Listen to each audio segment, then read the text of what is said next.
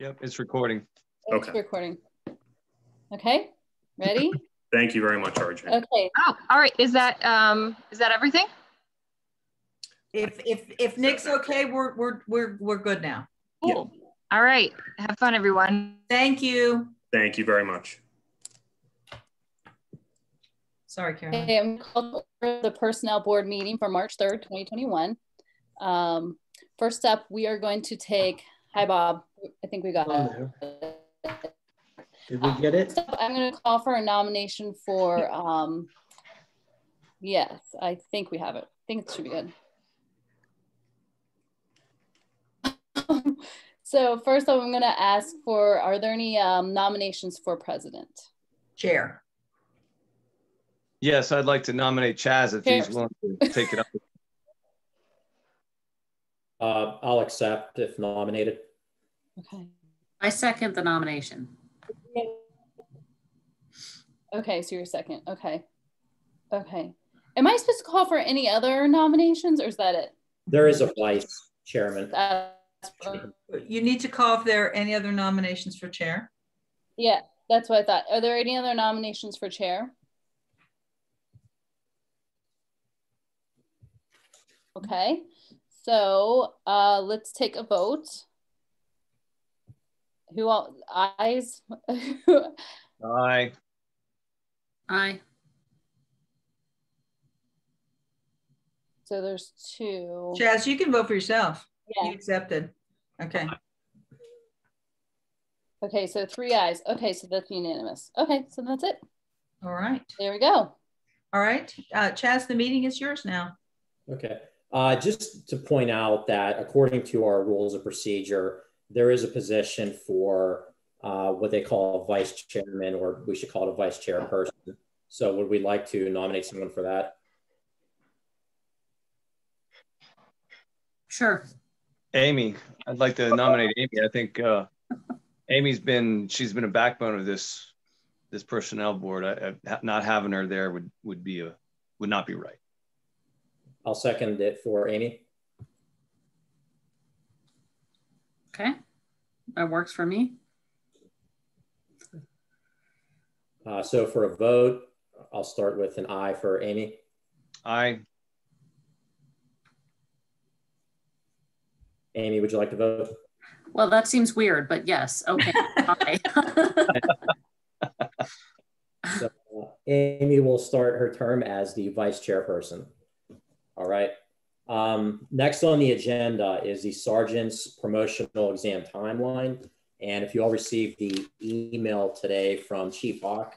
Excuse me, Chaz, remember we changed the order. We have to do the attorney next. Gotcha. Oh, yeah. Gotcha. Okay. The ratifying the town council's action to appoint a new solicitor for the personnel board. Kim, is that just a matter of voting? I don't know. I think is it Falco? Do we need a nod? I haven't really ever had them have to ratify the attorney before. They were appointed by council, and that was it. Yeah, there still should be a motion to ratify that appointment. Okay. And again, it would be appointing our firm, Melo Brungo Melo. Okay. Okay. All right. So Chaz, just call for if there's a motion for that. Motion to appoint Melo Brungo Melo as the new solicitor for the personnel board.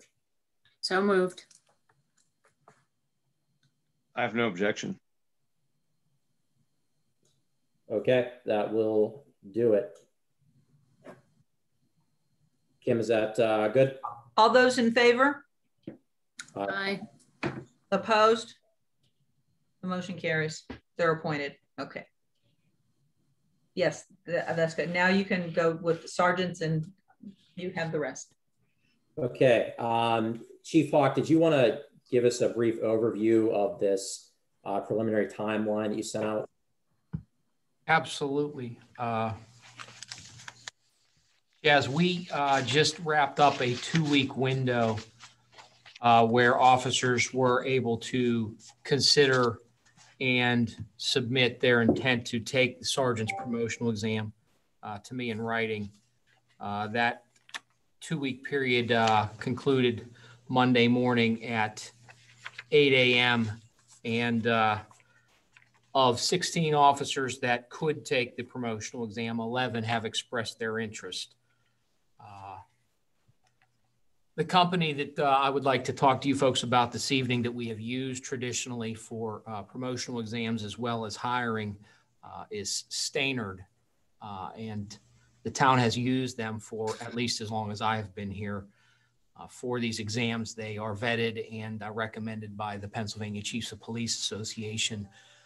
But Mr. Grimm and I spoke the other day, and we felt it best that we run that by you two, or you folks, I'm sorry, to find out if you would, if that's agreeable to move forward with that. Based on if that is a go, you folks who might have that timeline in front of you, I'm sorry for getting it out late today, is kind of a, what would you call it, a living, breathing document that's going to be subject to the process itself is about all I can say. I would like that if we roll this exam out, they recommend, I believe, anywhere from 45 to 90 days study time for the officers. I'm apt to give them as much time as we can. If we can give them the 90 or as close to it as possible, there's going to be a week or two between now and when we can get the study guides here for the officers. Then, that time period would commence, I would assume, whenever we hand those study guides out, because the officers then have to obtain the materials to study, their books, crimes codes, vehicle codes, and such. So once they obtain those and study, that 90 days puts us into about the first or second week of June. It's negotiable at this point. That's just a very rough guideline that we sent out today. But if we did give them the 90, it would put us into June for the written exam, which I hope that you would proctor, Chaz. The exams are then sent to the company. They grade them, send them back to probably Chaz or someone with the personnel board. The written exams are posted here. No names are put. Every officer will be signed a number or something. So that it's confidential. Those that receive a passing score go forward with an oral interview. There are personnel board members that conduct that interview and score them. Then there's an overall score that when you combine the written and the oral scores, the top 3 candidates of which would be presented to council for interviews. And at that point, a decision on who might be promoted would be made by, I believe, would council, with my, probably the personnel board and my input. Okay. Let's talk about the company for testing. We've used Stainerd in the past. We've discussed this at previous personnel board meetings. And I think we were all on board to use this company rather than go out now and try to find a new one. Is the rest of the personnel board okay with using Stainerd, and we can go ahead and order the study guides and prepare for the test? Yes, as we previously discussed, nobody's had any objections to Stainerd. I still do not. Okay, Amy. And I think, Chief Hawk, correct me if I'm wrong, but our department has used that in the past for promotions, correct? Yes, ma'am. They have first line supervisors, second line supervisors, and I believe even entry level exams to hire. It's been that company as long as I'm aware here. Okay, Chief, is that something you can make happen if we're okay with that company? Absolutely. Okay. And then for a test date, if we're aiming for early to mid-June, I'm going to go ahead and send out an email to the personnel board members and see who we can get there for proctors. Ideally, I pick a date where I can 100% be there, and then hopefully there's other personnel board members that can help me proctor. I think, if we're looking at about 11 applicants, that's easy to manage, even if we only get maybe 2 personnel board members there. Does that sound all right to everyone? Yes, I'll be willing to help anytime you need that I'm available. Okay. Do we typically buy the study guides and all of the materials for the officers, or are they required to go out and find those on their own? So we purchase the study guides and the exams. They're a package deal from the company and provide those at no cost to the officers. However, they are responsible for all of the study materials. whether they purchase or rent any books and such. Traditionally here, they have paid for those out of pocket. Okay. And can someone remind me, I don't have it right in front of me, perhaps someone knows off the top of their head, the percentage of the written test versus the oral test? Does anyone remember that? Yes, so Amy, right now it says 70-30, and that's been used in the past, but that can be amended. We could decide on a new percentage to use. So we have that issue to use to resolve. We also have to decide who exactly we're going to interview. Is it going to be the top scores on the test, or will it be everybody that scores over 70%? We have to look at someone that's not a good test taker, but might be an awesome sergeant. But then again, we don't want to get into too many interviews for the personnel board as well. And then we have to come up with a score sheet, and maybe that's something Chief Hawk could help us with. There's another score sheet out there that another town or township uses, and we could use that, because what I heard from the previous chair of the board is that our old score sheets weren't very good. So we might want to come up with a new one. So we have those 3 issues to work on. Great, thanks, Chaz. Sure. So we have 11 that have submitted their letters of intent by the 1st. Yes, we do, Matt. 11 officers out of, like I said, about 16 that were eligible. I know a couple are electing not to try it because they're close to retirement. You know, the reasons are probably irrelevant for the others, but right now we have 11. For one current sergeant vacancy, there's another one, I think we've spoke about this, that's probably going to be here by the end of 22. Whether or not we continue any list we develop here, whether we keep that active for the full 2 years and replace the sergeant that's going to retire at the end of next year, you know, remains to be seen. But we will eventually have another sergeant vacancy come. Okay. So would it be all right if everyone, if we thought about the 70-30, how many applicants we'll interview, and coming up with a score sheet, if we think about that and try to make a decision in the next personnel board meeting, or do we need further discussion right now? Why can't we decide it now unless you want Matt Lucas to be here? I mean, it always helps to have his input, but we could decide it now. But we do have time if we're only administering the test in June. You know, we don't want to wait forever, but we could take some time to think about it if you don't want to decide right now. But we could discuss it a little bit now that we're all here. If I can, to the group, and Chief, correct me if I'm recalling this wrong. Chief and I had been involved and Nick, in a webinar a couple of weeks ago regarding hiring and different diversity initiatives that departments are taking.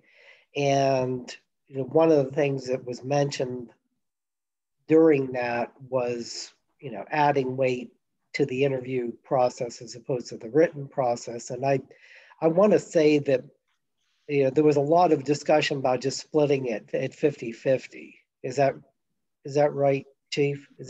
Am I remembering that right? It's the way I heard it too, sir. Okay. Yeah, I was going to suggest 60-40. I think, especially since we have a lot of long tenured employees, I think that relying less on, you know, the written exam might be more relevant for incoming new officers, in my opinion, than it would be for a promotional type opportunity. But yeah, I'd be okay with either 50-50 or 60-40. I think 70% is a lot for, in my opinion, for the written piece of it.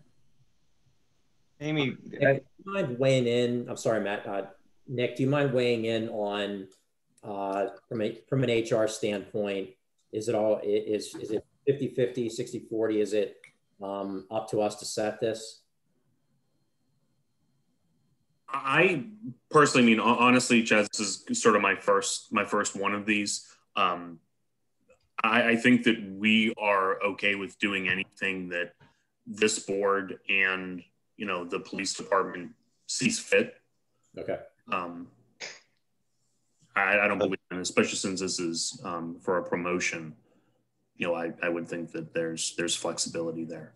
Okay, one more question for you. We had also discussed it prior meetings, allowing them to submit a written statement. So this is something lengthier than a letter of interest. Are we allowed to give that weight, or is that just something that we can take into consideration ourselves?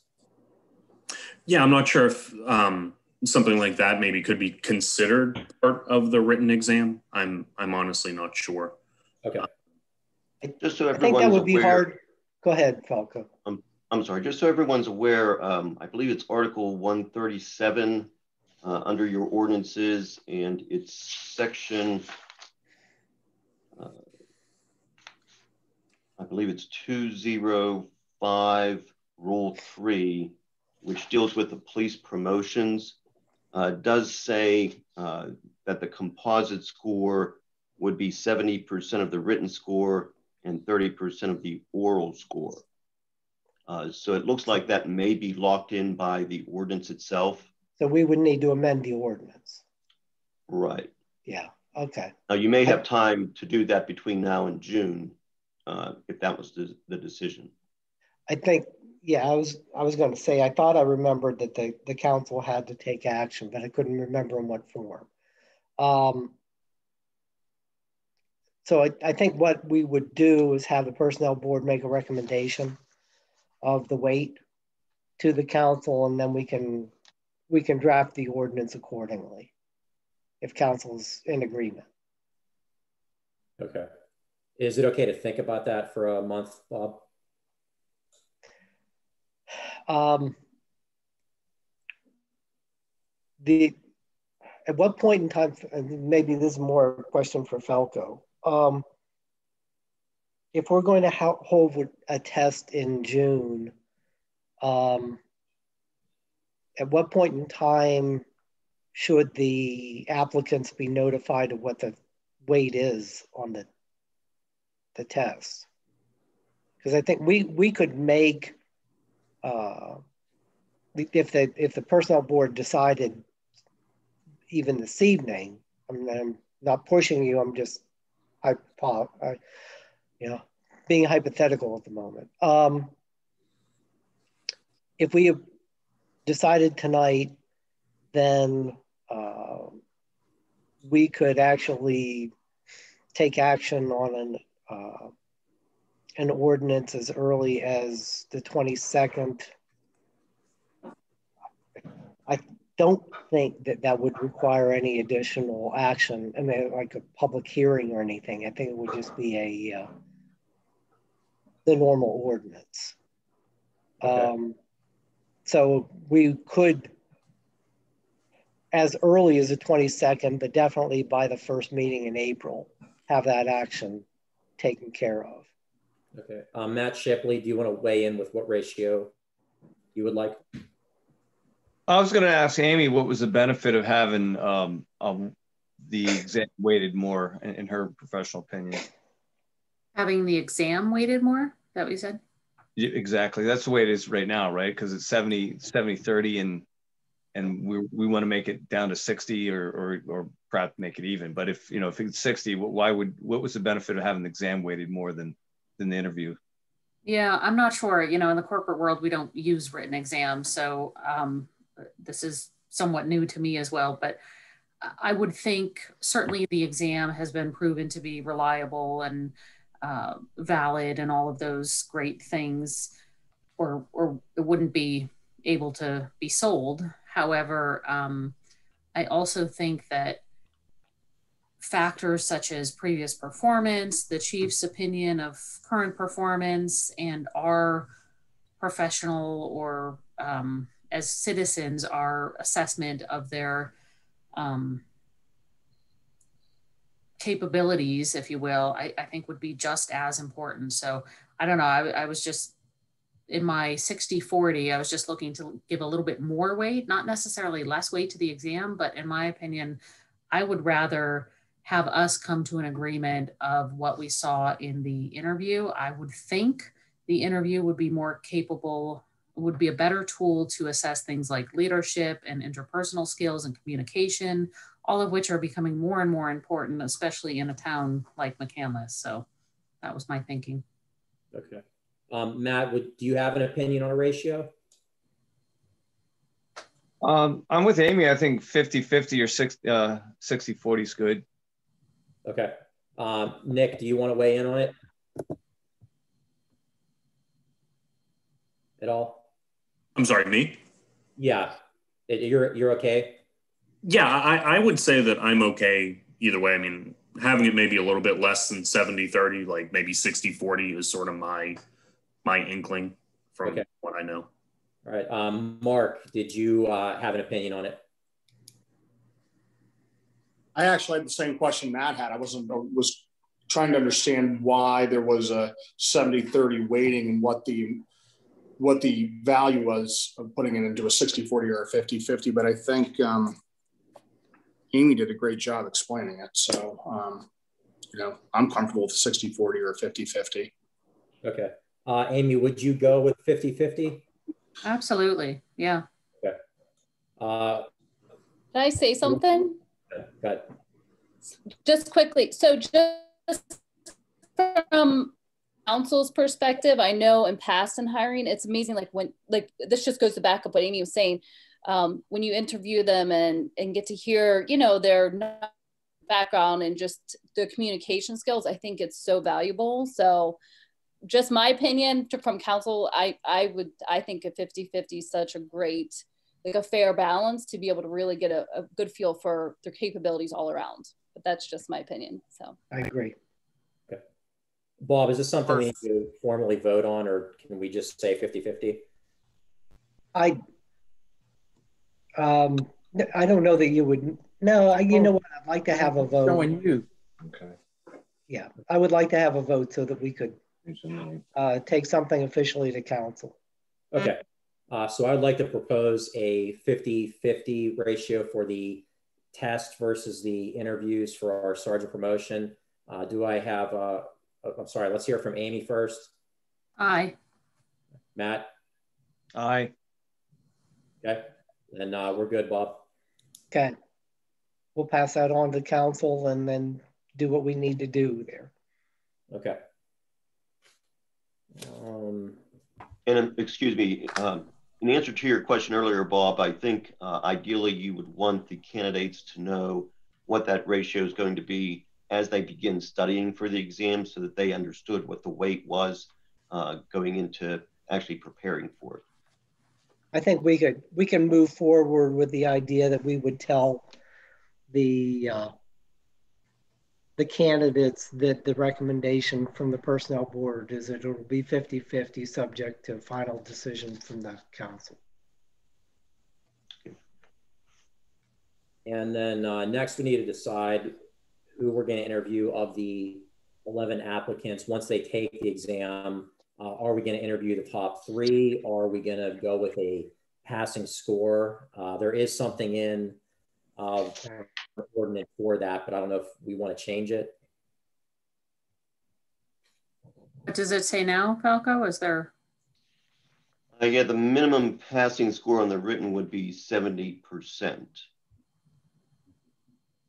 But it doesn't specify what percentage or number of people we would interview. No, only that the top 3 names would be those considered by council. I am not seeing anything that would limit. Seeing here where it says applicants, and Falco, you may see it too, they have to score at least a 70% on both the written and the oral exam. Yes, yes. And yeah, then becomes a composite score. And like you folks just decided, it's likely going to be a 50-50. Yeah, you're right, sir. Only the top 3 candidates would be considered by council after the composite score is. But I believe the way that's worded, anyone who scores above 70% on the written would be interviewed for the oral exam part of the process. Yes, sir. Oh, see, that's different than, so we wouldn't do oral exams with anyone except the top 3? No. You as a board would do the oral exam for everyone who scored 70% or higher on the written. Okay. Council would only consider the top 3 after you completed your process. I see. So we put forward 3 names to council to consider. You'll put together a certified list of all the applicants who passed both the written and oral test. Council would interview the top 3 only. So are we okay with that? Interview everyone who passes 70% or better? Do we want to make that lower or adjust it in any way?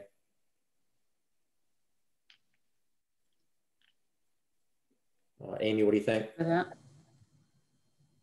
I mean, it's difficult for me to weigh in. I've not seen the test. I don't know the percentage of people who pass on average. You know, I would have to think that the ordinance was written the way it was based on previous experience and percentage of people who pass, but it's hard to know without more data if that's reasonable. I mean, what if, let's just play devil's advocate here. What if only 3 people get 70%? Now we only have 3, you know, I don't know.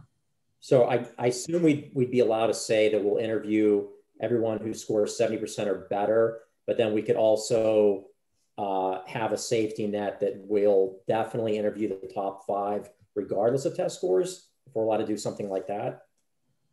You would only want to ever interview those who scored 70% or higher. Right. So yeah, if someone can't pass the test, then they do not get an oral interview. Yeah, they basically become ineligible if they don't meet that 70%. Right. Correct. But we could end up with 1 interview if it's a very difficult test. Good. Okay. You could end up with 6. It just depends. Yeah, I mean, or you could end up with 11. Okay. What we could do, Chaz, though, is go the other direction and if just limit it to 5. So, you know, I don't know, because again, if we have 11 people we have to interview, that becomes cumbersome. I don't know if you want to take the top 5 or everybody who got a 70%. That's a good point. But the way it's written right now, you would have to interview everyone who scored the 70%. So if you're going to adjust that, you would have to make an amendment. I understand it would be another adjustment we'd have to make. Yeah. I mean, go ahead. Sorry, I was going to say a couple people from what I hear from Chief Hawk and former chief, usually a couple people during the process sort of self-select out. But even if we do get to all 11 have passed 70%, I think also in the past they had done 1-hour interviews. That's 11 hours. You know, if we split it up over a couple weekends or weeknights, I don't know. I'm okay with that. I'm okay with granting an interview to anyone who gets 70% or higher, the way it's written now. Chief, what's the percentage? Do people everybody usually pass, or is it like a really tough thing and like only half people pass? What's it normally like? Ma'am, if I could take an educated guess, I would say you probably get a 50-50 split, maybe a little beyond 50 pass, but we certainly, unfortunately, get, someone has to be the lowest person. And we have our share of failures on those exams. Okay. So there you go. I think it would be highly unlikely that we would get 11. Anything's possible, but I suspect you probably get about half of that or maybe a little better. Okay. The odds are against you having to interview all 11 people. I think Amy was just saying that rhetorically. Right. If anyone cares, years ago, I think we're talking the late 90s, it was 85% to pass. So it used to be much higher. Mm. So we've lowered it. So I think I'm okay with 70. If everyone else is okay with keeping the 70%. Chaz, you were saying 85 was the passing score. Yeah. That would be a tall task. I feel like if I can remember passing scores from previous exams, there were very few. There might have been 1, 2, maybe 3 that got 85 or above. It's not an easy exam. You did it, Chief. Well, That's why he's chief. I'll pay you later for that. Thank you. Yeah, no. Sure thing. They fudged the numbers. That's. Are we hamstrung in any way if, let's say, only 2 people get us? I mean, now go the other way. What if only 2 people get 70% or higher? Then Nope. That's your list. That's it. yeah. That's it. Yeah, that you have 2 to interview, and potentially council only has 2 to interview. Okay. So are we all right with sticking with 70%? I think that's very fair considering what it was. I think so too.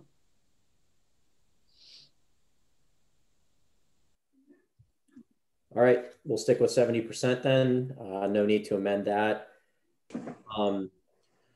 Bob, do we need to have a score sheet in our hands right now, or is that something we can work on? I think we'll want to look at that.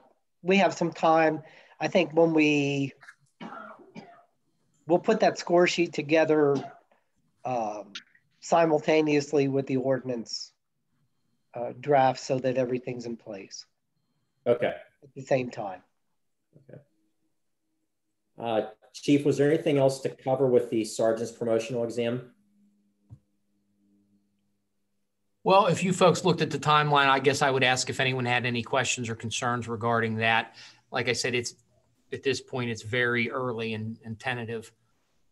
But anything that sticks out to anybody that we need to address, it's very vague, but I suppose it'll take shape as the process gets underway. Can I just ask a quick question? How long is the written test? Mr. Laporte, it is, sir. About 125 questions the last time I took the exam. Probably takes a couple hours, give or take. And it's all multiple choice. The promotional exam is. Is there any chance we could get a copy of it, just to take a look at it?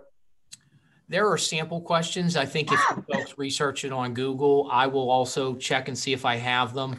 Chaz, we spoke of this before. I didn't know if Mr. Klein had anything left in his files he gave you.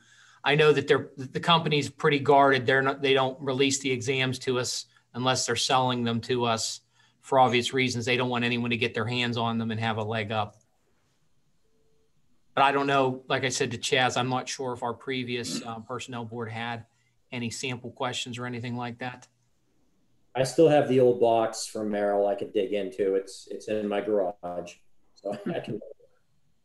I'll peek at what I have here too. I know we talked about this. We touched on it at one of our last meetings, and I have yet to come across anything here. Now, what I could do is once we get them in, once we order them, and I'll be on that first thing tomorrow, perhaps I could, get you folks the sample questions that they give to the officers. I think they give them some sample questions in their study guide. That would be great. Yeah, agreed. So was there anything else about the sergeant's promotional exam we need to cover? Okay. Do we want to move on to the police officer's exam? I'm sorry, can we just, I'm looking at the timeline. So we need to do a physical examination for a current officer to be promoted to sergeant? It's historically been part of the process, Amy. Whether you folks want to do away with it is, I guess, your prerogative. But yeah, and they only give that to the ones that they anticipate are going to be promoted, or the one he gets a physical from a doctor. I think I went through an eye exam as well. That seems odd to me. It seems like that should be just a part of being a current officer.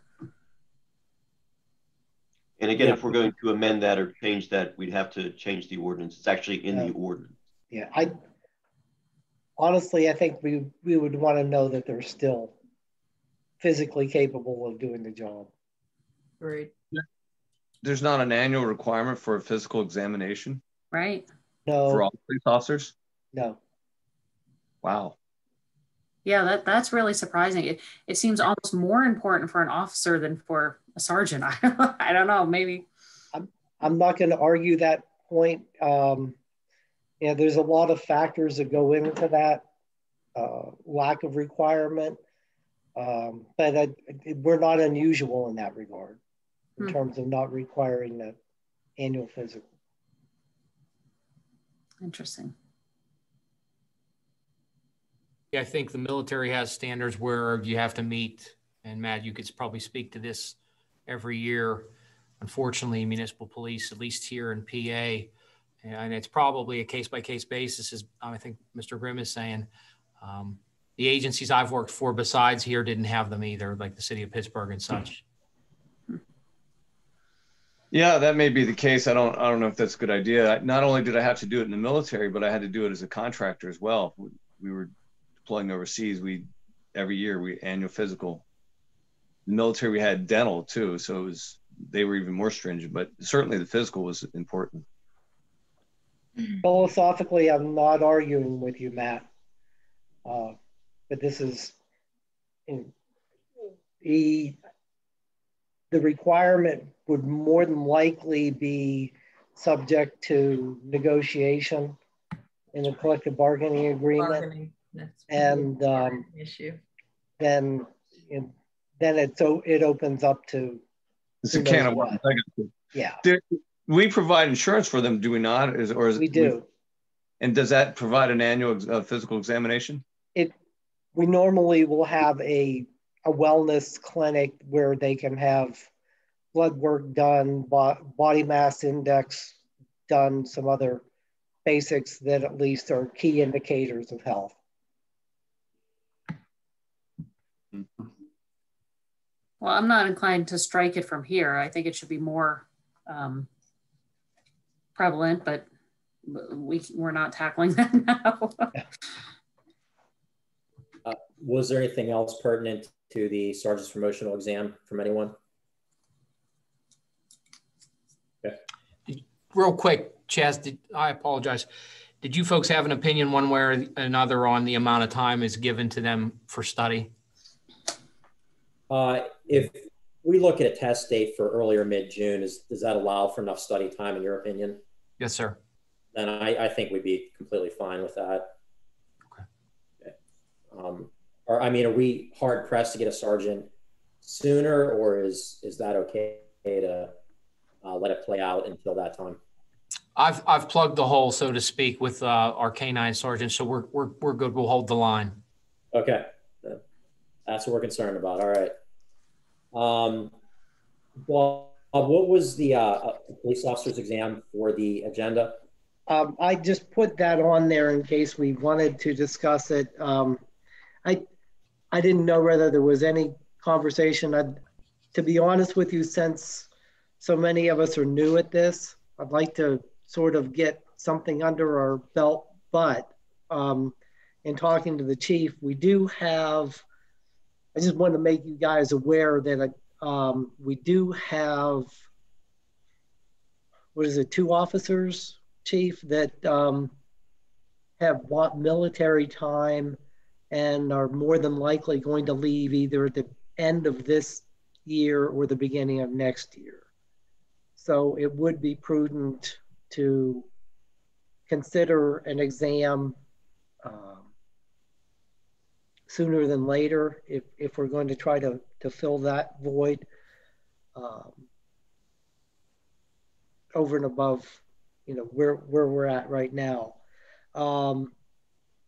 So I just wanted to give you a bit of a timetable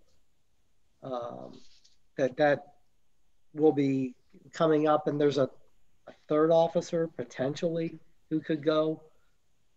He's made some rumblings, but we don't have anything official. Okay, so Bob, this would be the first step in establishing a new hiring list by posting a position and administering a test. That would be. Chief Hawk, I know there was some discussion about changing some of the qualifications for officers. So to me, that would be the first step, is yes. For you, and I don't know if that would include this board, possibly it would, but to look into changing some of those qualifications before we move forward with testing. And I would agree with Council President on that. Yes, ma'am. I'm looking at under probably the same ordinance that Falco was looking under. They're spelled out under Rule 2, is it 202 qualifications. Currently, they sit at candidate would need to be at least 18 years of age and have a bachelor's degree from an accredited college or university, or have at least 4 years law enforcement experience as determined by the personnel board. Be licensed by the Commonwealth to operate a motor vehicle, be a U.S. citizen, be a person who's successfully completed the basic police training course, which is formerly known as PA Act 120, and that they commit to taking a qualification exam administered by the Municipal Police Officers Education Training Commission and pass that score, or pass that exam, I'm sorry. Be of good moral character, free of habitual addiction of intoxicated liquors or drugs, and indicate a willingness to establish a residence within our geographical boundaries. I believe that's 20 air miles from Town Hall currently. Be eligible to carry a firearm, free from conviction of a disqualifying crime in accordance with the Pennsylvania Officers Education and Training Commission, and such other qualifications that Personnel Board and Council deems necessary. We have discussed it at a few meetings, folks. Chaz, Matt, Amy, you remember we've kicked around the idea of changing those qualifications. Chief, I have that in front of me, the last thing we agreed on. And for what it's worth, I think I forwarded this to everyone today too. I just happened to see what Northern Regional, our neighbors to the north, are currently doing. There's just some slight variations, whether or not we want to consider what they're doing. They appear to take, consider veterans that have 4 years of active military service in lieu of 60 semester credits. I don't know if that's something you folks want to consider or not. I think that's the way it's written currently, isn't it? 4 years or a degree or 4 years experience? We have it as 4 years law enforcement experience. They're talking about veterans with an honor discharge. Okay. From military service. And their age is 21 too. I noticed we had talked about raising ours to 21, but then decided that it's unlikely that anyone younger than 21 would have 4 years experience or a degree. So. Yeah, if I could interject and just remind everyone what we decided on in January 2020, we came up with 3 criteria on top of the Act 120. So we said at that time, have an associate's degree and 2 years law enforcement experience, or number 2, have a bachelor's degree, no law enforcement experience, or number 3, have 4 years of police experience with no college education. That's what we came up with a little over a year ago.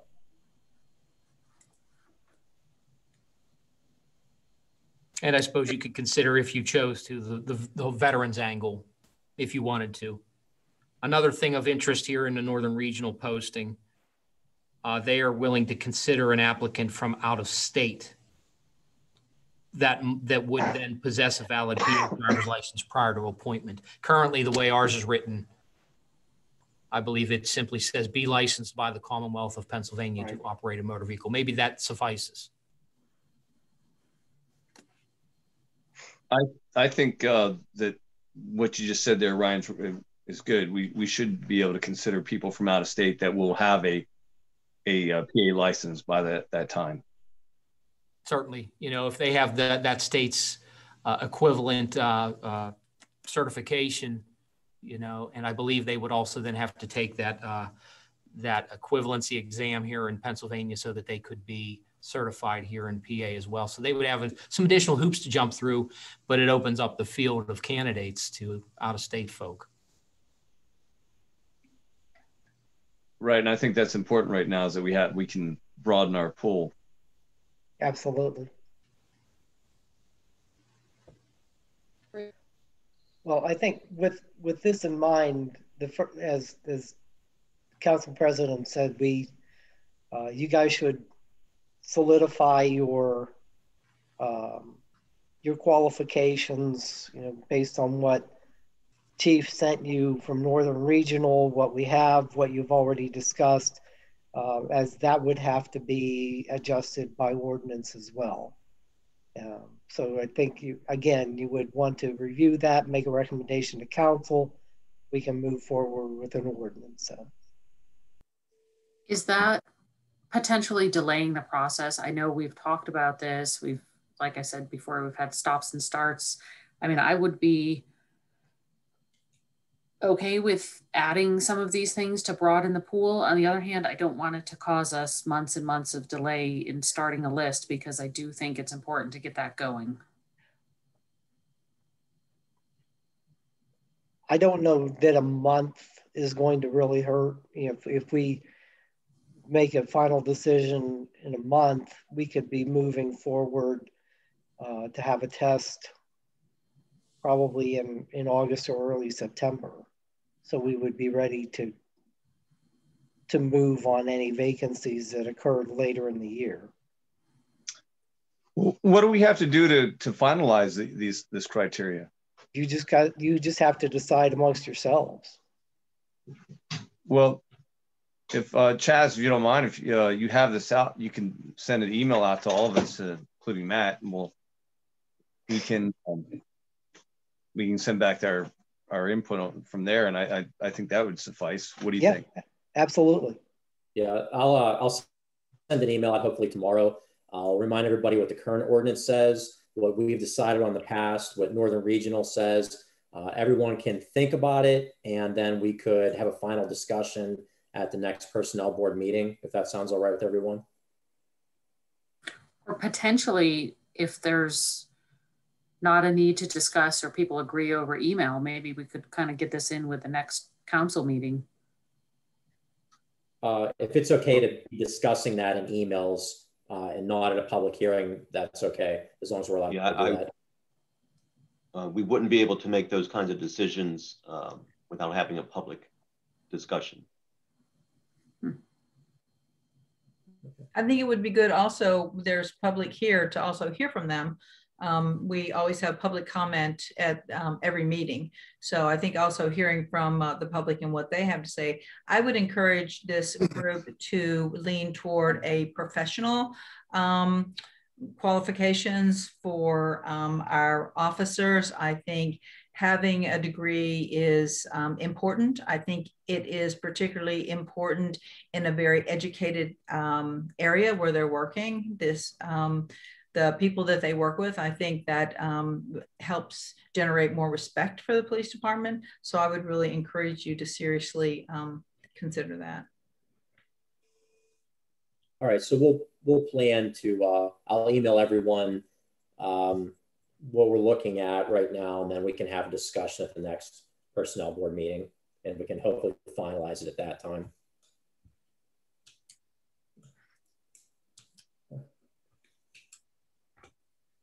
Was there any other business to discuss before we establish a future meeting? I think Bob and I had discussed looking at some community education, some community meetings, perhaps to just kind of educate the community as to what is involved in being a police officer. This is something that I think Chief Hawk could possibly spearhead, and this group could maybe support. Bob, chime in here any time, is to just let the public know, just maybe even have a public awareness program about police officers, about how trained they are, what it feels like to wear a bulletproof vest, what they have to do to be promoted. It's just not like, okay, you're a sergeant now.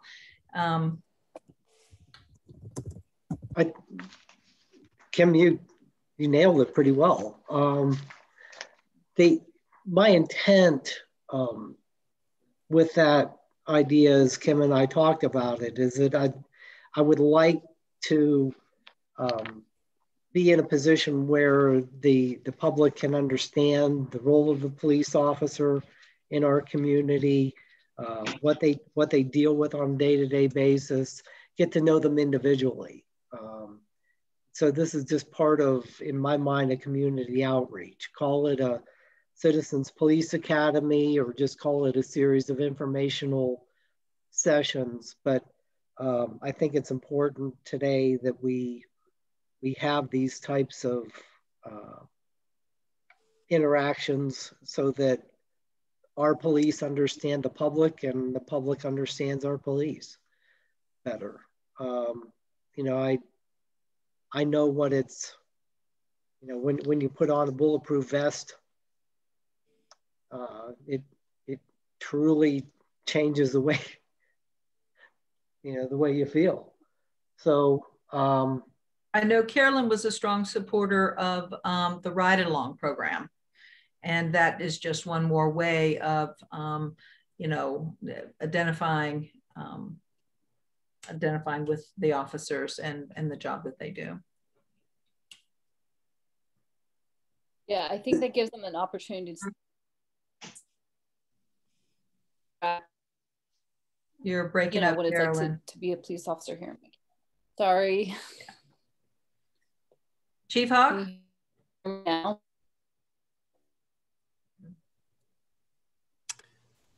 Absolutely. We have discussed, Carolyn and I, on multiple occasions, of the idea of a ride-along program and such, and certainly not opposed to such a thing. Concerns off the top of my head would simply be, I guess, liability on the towns, you know, on us, as far as trying to keep that person safe. Obviously, COVID right now, concerns in putting someone in a vehicle with the officer where there could be a transmission, I suppose, between the two individuals, but nothing that you couldn't, you know, probably get beyond with mask wearing and such. I know with the previous solicitor, he come up with a, I believe, like a page or two liability waiver that I suspect we would have to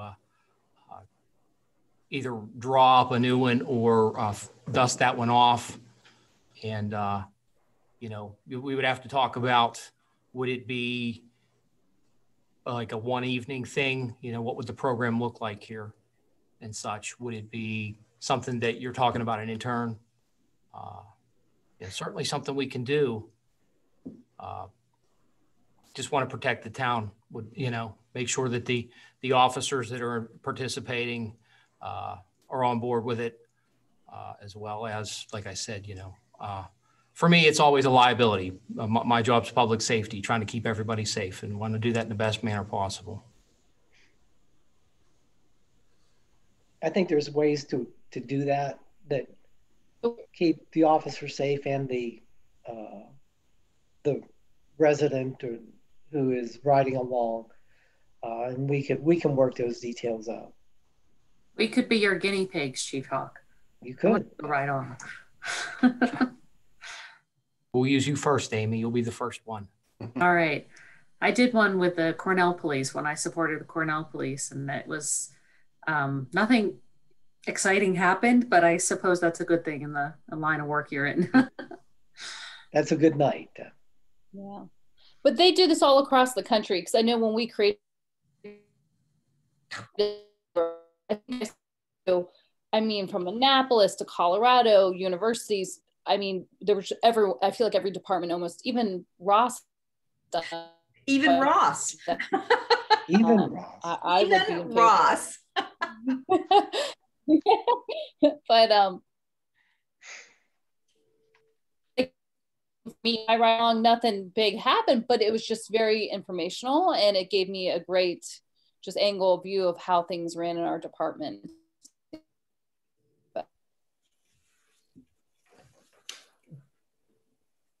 What about doing something as part of some of our bigger events that we have in town? Like I think of McCandless Days, is that an opportunity for us to, you know, have the officers out interacting with the community and talking about some of the things that were referenced earlier? I think about the Greek festival too, where they set up the various tents. There's different vendors there. I'm not saying that the police officers would be a vendor, but they would be there setting up. Maybe the dogs were there or something like that, talking to the community. And that's what we would hope that the group would do, is put together kind of a program. Maybe there would be some Zoom meetings about it, and then there would be some tour of the police station. This is where we lock them up or whatever. You know, I don't know anything about this, but you know, so that's what you'd have to decide. What would be included in that? What kind of program would it be? But we're just throwing out the idea of trying to get some citizen involvement, trying to, you know, get some connection. Chief Hawk does a good job now with the community service with the officers, but you know, there's always room for improvement, and people are really interested in this. People are really interested in this, and you want people to support the police. They have to understand the police. They have to have some of those experiences. And, we were thinking that this possibly could help with that. Even having programs through the National Night Out in August, encourage some neighborhoods to get together amongst themselves and make sure that the police can visit those gatherings, those neighborhood gatherings, and interact with those people. So there's opportunities that we have. We just have to get a little creative and think beyond what we've been doing. Another aspect of the academy idea is, you know, invite the district magistrate in to speak about the judicial side of things, or one of the judges from downtown to talk about that situation. So, hey, I think what you want to do is you want to take the citizens from through the hiring process and through the whole process that a police officer works with day in and day out. Have them understand it. You're going to develop relationships because of questions and answers and the interaction. That's the important thing, is developing the relationship.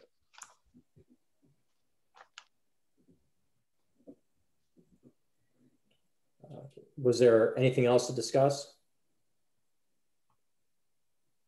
Okay.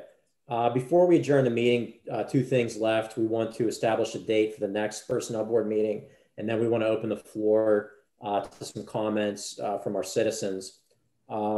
Previously, we were using the last Monday of each month as an established meeting date. Do we want to think about keeping with that, or do we just want to set a date when everybody is available for April? I say we get a hold of Matt and find out what his availability is. First thing. Second thing is, I think given that we've discussed this criteria over a year ago and it's still lingering out there, I'd like to have a meeting sooner or later to, if we can't do it, obviously can't do it on email. Let's have a meeting sooner or later. Let's nail this criteria down, and so that we can move forward with what we need to move forward with. It seemed it worked nicely. Nick was able to take everybody's numbers and shake out a date. That was some kind of magic. In fact, I used your name with another meeting that's having trouble arranging times. And I'm like, give all your dates to Nick, man. He can make it happen. Thank you. Yeah, I can certainly help out with that going forward. Yeah, I apologize. The one person that we did not have here was Matt Lucas. He had told me that he's unavailable Monday through Thursday from 11 to 7 p.m. So I thought that he would be here with us tonight. I'll certainly reach out to him to make sure that we, that he can make the next one at least. Yeah, I don't know, Chaz or Kim or whoever, what we want to do for the next meeting. Try to plan it for if this time does work well for everyone, a Wednesday night at 7. Again, notwithstanding my conversation with Matt Lucas, but. And one of the issues that we had with that last Monday of the month is having a council meeting So we were limited, some of us from, the council members, myself, the chief, we were somewhat limited in terms of the time that we had available to us, especially if we were having to meet earlier. We've changed how we do interviews for committee members now, which probably will help us in that regard. But, that's always a potential conflict. Can we just send dates to Nick for the next 2-3 weeks, 4 weeks, and see what he can shake out? Sure. Is that okay? Fine with me. Yeah, do we want to aim for, say, like the first couple of days or like first full week of April, like say like the week of April 5th? No, I think we'd like to meet sooner. Sooner than that? Okay. So within 2 weeks from now, I'd say we should probably meet just to resolve this agenda criteria thing. Okay. So we'll maybe aim for something like week of the 15th or 22nd. Right. Really the 15th.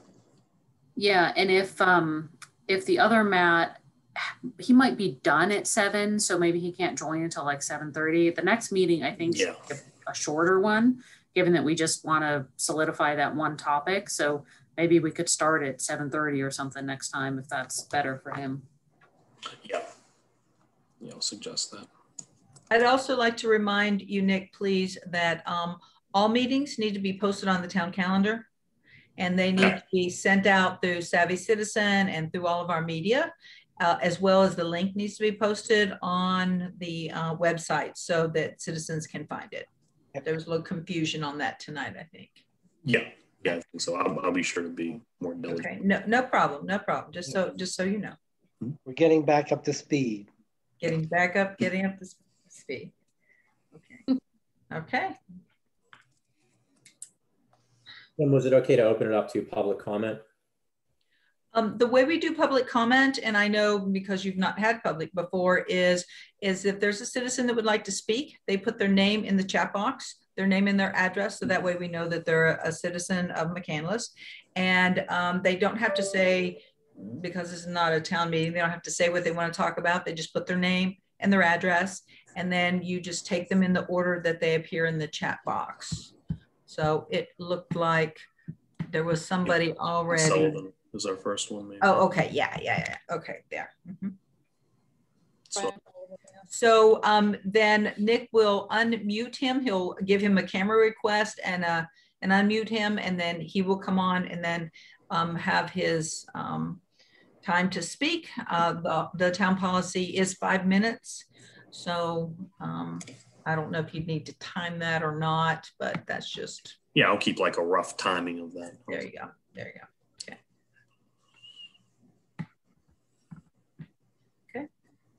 Okay. Brian, ready? Okay, great. Yeah, thanks. I'll be brief. I have 3 things.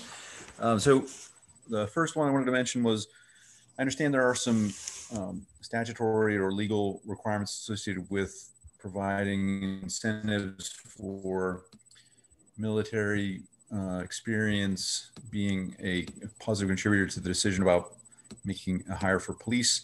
And I just wanted to say that I'd prefer, if it was possible, to not go beyond that minimum requirement from a perspective of trying to de-emphasize kind of a warrior mentality among the police force, and the goal being, at least in my mind, from a citizen perspective, of having more of a guardianship perspective. The second thing is, I did FBI Citizens Academy. It was like the 2015 timeframe.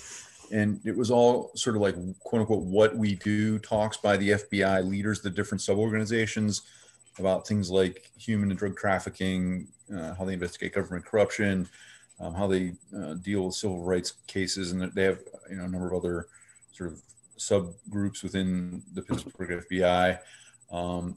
There was some equipment demos where they basically showed like the big fancy truck where they used to go and bash down walls, and they had a range day where they had people literally shooting, live ammunition at targets, and they had some explosion, demolition kinds of demonstrations from the bomb squad. they didn't do any ride-alongs, although that I don't know, that's not necessarily as relevant to the FBI. And they had really good cookies. So we'll keep that one in mind. Yeah, we can do that. We have to keep that in mind. Okay. Guide in your efforts. I also wanted to mention something that may have come up previously in a slightly different context, and it's more of a strategic question instead of the sort of more tactical things that I spoke to so far. And it's this idea of staff augmentation outside of traditional police expertise. There's a program that many of you may be familiar with in Hampton, where they're having these people who are Slippery Rock interns participate in various aspects of the Hampton police efforts. And that seems like a good program, but the one thing that I wanted to highlight was that it feels like it's geared towards teaching the students who are the interns from Slippery Rock about sort of what it's like to be involved with policing.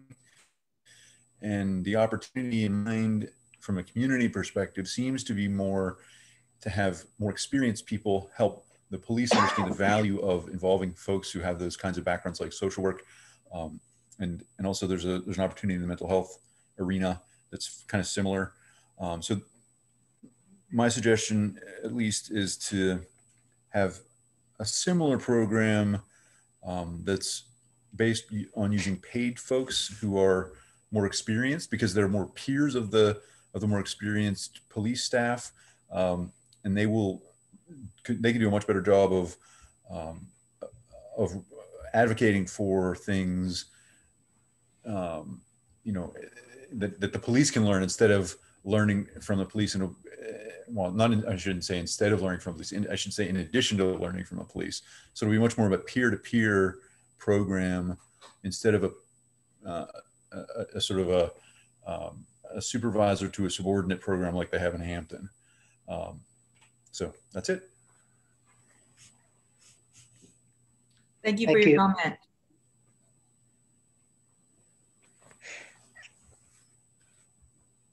There's one other that I see for Ramona Nelson. So Thank you. I just have a question that is probably just a basic procedural question. But when emails are sent as part of the community, can you hear me? Yes. Yes. yes. Okay. If an email is sent to the members of a committee on the town of McCandless, committee, among the members, are those emails considered government records, you know, and would they therefore be open to the public so the public could know what kind of communication is going on, not only in the meeting, but in addition to the meeting?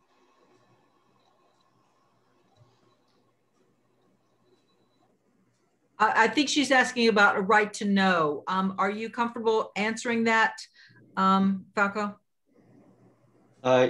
Yes, it would depend on the nature of the communication, just like if it would be a executive session normally, that would be an issue. Then it wouldn't be open to the public if it was contained in an email. So it really depends on the content of the email. Definitely in terms of communicating outside of a public meeting, there should not be deliberation amongst the members. You can convey information. You can respond to individuals, such as if Chaz sends out an email to everyone, the responses should be individually just back to Chaz as opposed to the body, so that you're not deliberating. Those deliberations should occur in a public setting. So there's limitations in terms of what can be done outside of the public meeting. And the email could be a public record depending on the content. As a follow-up to that, is there a way for the members of the committee to know what's acceptable, what isn't? Because these are, everyone who serves on all these committees are, they're citizens, they're not lawyers, and they're trying to help the community. So is there a way within our current system for people to know what's appropriate, what's legal, or what isn't? Ramona, I can take that one. And that is that each one of these committees has a council liaison as well as at least one staff member, and many of them have attorneys that are there. So and that's one of the reasons why we're there, is to say, like we said earlier, when Chaz was like, oh, or whoever said it, maybe it wasn't him, about, oh, let's talk about this and figure this out by emails. So we were here to say, no, that's not how that goes. You can send out information, but the discussion will have to be public. So that's, and I'm sure we don't catch 100% of them, but I think we do a pretty good job. Thank you. Chaz, I don't see any other people in the chat asking to speak. Okay. Okay. Good. Right. Kim, is it okay to ask for a motion to adjourn? I think, unless there's any other business anyone else needs to bring forward. Do we, just point of clarification, do we address questions written in the chat, or do the people actually have to verbally voice those questions? I was looking for you can answer them in the chat if you want, or anyone can like email, and then like the town, and then the town can answer their questions. Okay. Looking, oh, I see the one that you were talking about with the school officers. I think that did come from Rita. Bob, do you see that?